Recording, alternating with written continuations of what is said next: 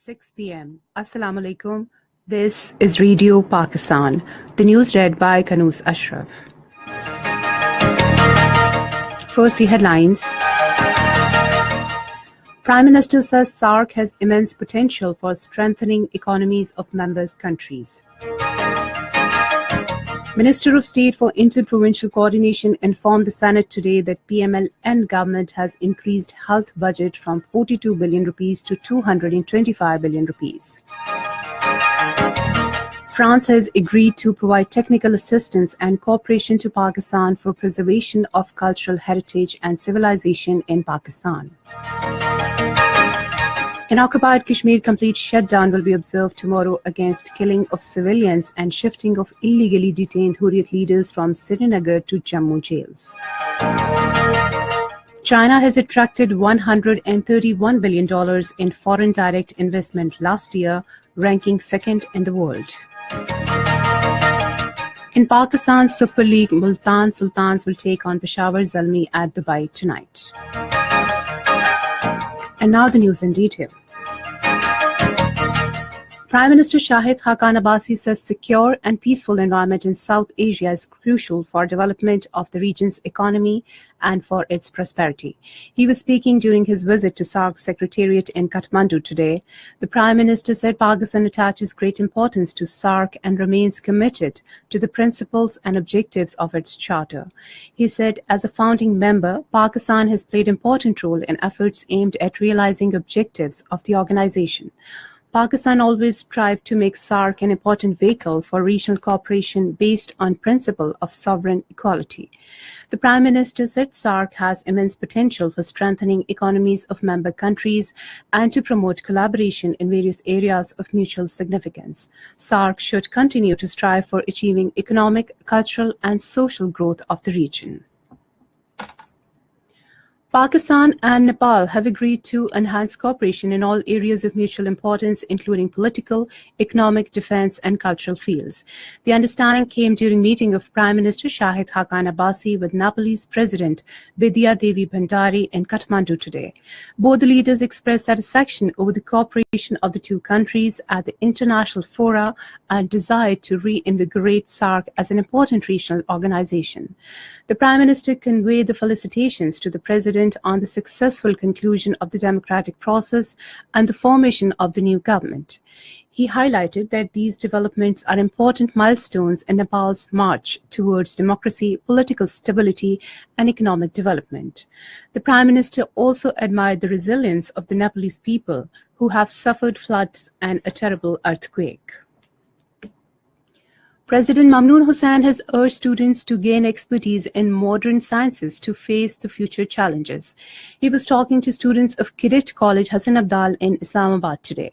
The president said the goal of national development can be achieved only if our youth put in dedicated efforts towards this end. He urged students to build up their reading habits to keep pace with the changing trends in different fields of education, including social and technological sciences, literature, history, and culture. Mamnoon Hussain said China-Pakistan Economic Corridor project has opened up new vistas of opportunities which our youth must keep abreast for gaining maximum benefit. President Mamnoon Hussain has summoned the National Assembly session on Friday morning. Minister of State for Inter-Provincial Coordination Dr. Darshan has said PMLN government has increased the budget for health sector from 42 billion to 225 billion rupees and is committed to provide best health facilities to the people. He was reporting to a call attention notice moved by Mohsen Aziz towards the recent report of UNICEF, according to which Pakistan has highest newborn mortality rate in the world, which is even worse than countries like Somalia, Chad, and South Sudan. The Minister of State said that maternal mortality rate has reduced from 294 to 176 in 100,000 births. Chairman Senate Raza Rabbani says democratic and progressive Pakistan is guaranteed to its safety and security. He was addressing a farewell lunch at the Parliament House in Islamabad today that was given in his honor by Parliamentary Reporters Association. He said the country is passing through a critical juncture at the moment where the march to democracy continues and an undemocratic thinking and behavior still creating hurdles in the way.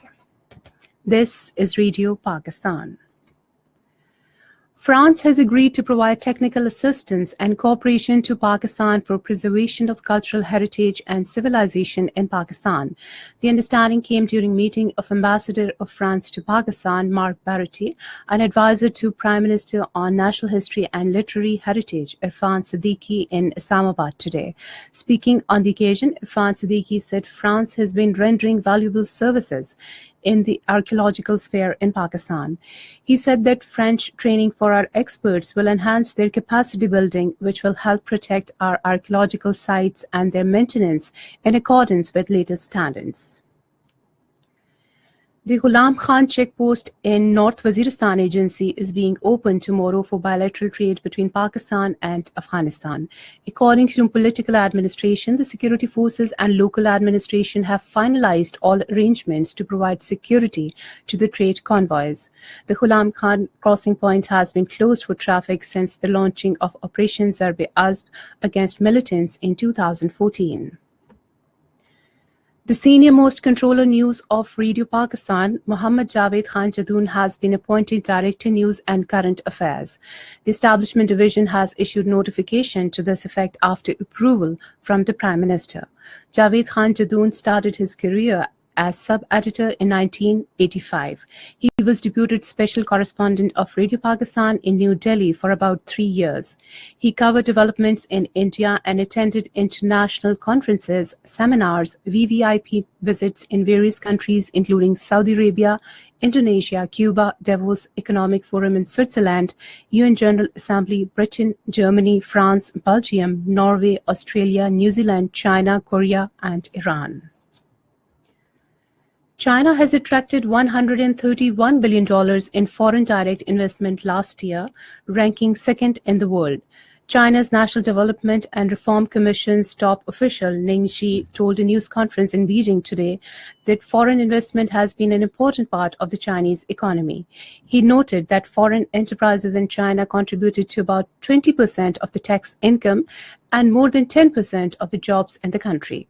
China's top economic planner attributed achievement in attracting overseas investment to its efforts in opening up and improving the investment environment. He said China welcomes qualified overseas investors and will take a series of new measures to attract more foreign investment. Radio Pakistan special correspondent Javed Khan Jadoon reports from Beijing that a series of news briefings have been arranged for foreign and local media on the sidelines of ongoing session of country's top advisory body, the National People's Congress in Beijing.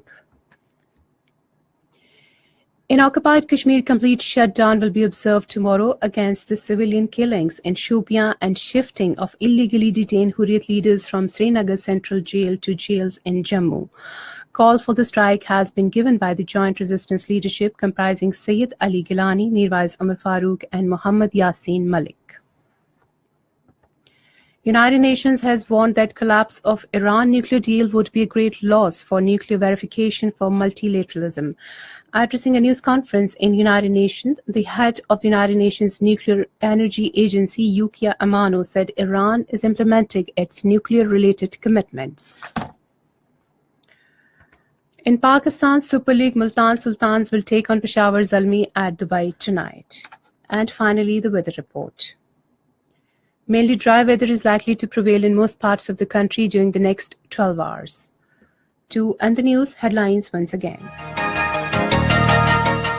Prime Minister says SAARC has immense potential for strengthening economies of member countries. Minister of State for Interprovincial Coordination informed the Senate today that PMLN government has increased health budget from 42 billion rupees to 225 billion rupees. France has agreed to provide technical assistance and cooperation to Pakistan for preservation of cultural heritage and civilization in Pakistan. In occupied Kashmir, complete shutdown will be observed tomorrow against killing of civilians and shifting of illegally detained Hurriyat leaders from Srinagar to Jammu jails. China has attracted $131 billion in foreign direct investment last year, ranking second in the world. In Pakistan, Super League Multan Sultans will take on Peshawar Zalmi at Dubai tonight. And that is the end of the news. For more news and analyses, log on to our website radio.gov.pk and also watch live video streaming of our bulletins on the link facebook.com Radio Pakistan News Official.